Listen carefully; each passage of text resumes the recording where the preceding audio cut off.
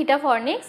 আজকে আমরা নার্সিংয়ের ANM GNM এবং বিএসসি নার্সিংয়ের জন্য একটা ইম্পর্টেন্ট গ্রামারের কোয়েশ্চেন আলোচনা করব। কোয়েশ্চেনটাতে তোমাদেরকে এরর খুঁজে বার করতে হবে। কোয়েশ্চেনটা দেখে নাও, you should tell this children to complete their projects himself. তাহলে কোয়েশ্চেনটার মধ্যে এরর কী আছে দেখতে গেলে আমাদের প্রথম থেকে জিনিসটা অ্যানালাইসিস করে যেতে হবে। দেখো ফার্স্টে কি বলছে, you should tell this children to complete their project himself. এখানে নাউন কি আছে, আমাদের সাবজেক্ট কি আছে, চিলড্রেন। চিলড্রেন হচ্ছে সাবজেক্ট এবং এই চিলড্রেনটা কি ফর্মে আছে, প্লুরাল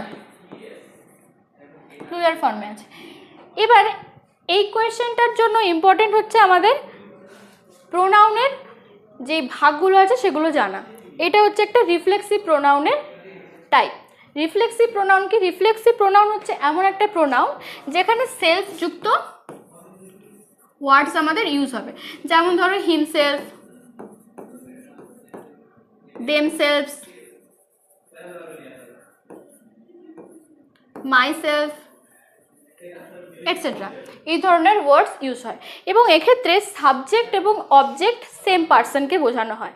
তার মানে কি, সাবজেক্ট যদি আমাদের প্লুরালে হয় আমাদের অবজেক্টও হবে প্লুরালে, সাবজেক্ট যদি সিঙ্গুলারে হয় অবজেক্ট হবে সিঙ্গুলার। তাহলে এখানে দেখো, you should tell this children to complete their projects, এখানে আছে আমাদের হিমসেলফ সিঙ্গুলারে, বাট আমাদেরকে কিসে আনতে হবে, প্লুরালে কনভার্ট করতে হবে। কারণ রিফ্লেক্সিভ প্রোনাউন যেই রকম নাম্বার শুরুতে থাকে সাবজেক্টে থাকে, আমাদের অবজেক্টেও সেম নাম্বারে কনভার্ট করতে হবে। তাহলে এটাকে আমাদেরকে কনভার্ট করতে হবে প্লুরালে। তাহলে হিমসেলফের জন্য এটা ভুল, তাহলে সঠিকটা কি হবে, দেমসেলফস।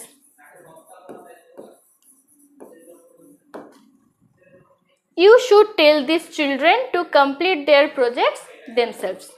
আশা করছি তোমাদের এক্সপ্লেনেশন বুঝতে কোনো অসুবিধে হয়নি। যদি কোনো প্রবলেম থেকে থাকে অবশ্যই আমাদের কমেন্ট বক্সে জানিও। নার্সিংয়ের এন্ট্রান্স পরীক্ষার জন্য কিছু গ্রামারের কোয়েশ্চেন আলোচনা করব। কোয়েশ্চেনের মধ্যে তোমাদেরকে ফাইন্ড দ্য এরর খুঁজতে হবে। তো কোয়েশ্চেনটা দেখে নাও, if you are going down hill you can go much fast. তাহলে এই কোয়েশ্চেনটার মধ্যে প্রথম থেকে অ্যানালাইসিস করলে দেখো ভুলটা কিসে আছে।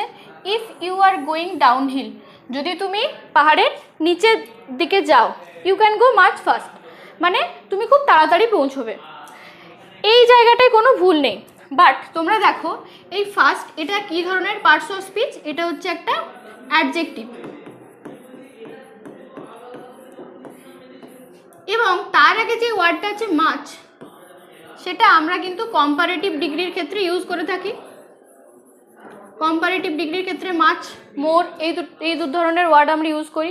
তাহলে মাচ যখন কম্পারেটিভ হবে তার পরের যে অ্যাডজেক্টিভটা সেটার ফর্মও চেঞ্জ হবে, তখন ফাস্ট আর থাকবে না, সেটা চেঞ্জ হয়ে যাবে ফাস্টার। তাহলে আমাদের এই কোয়েশ্চেনে ভুলটা কি ছিল, ফাস্ট। তাহলে সঠিকটা কি হবে, if you are going down hill you can go much faster. আশা করছি এক্সপ্লেনেশন বুঝতে কোনো অসুবিধে হয়নি। এরপর যদি কোনো প্রবলেম থাকে অবশ্যই আমাদের কমেন্ট বক্সে জানিও।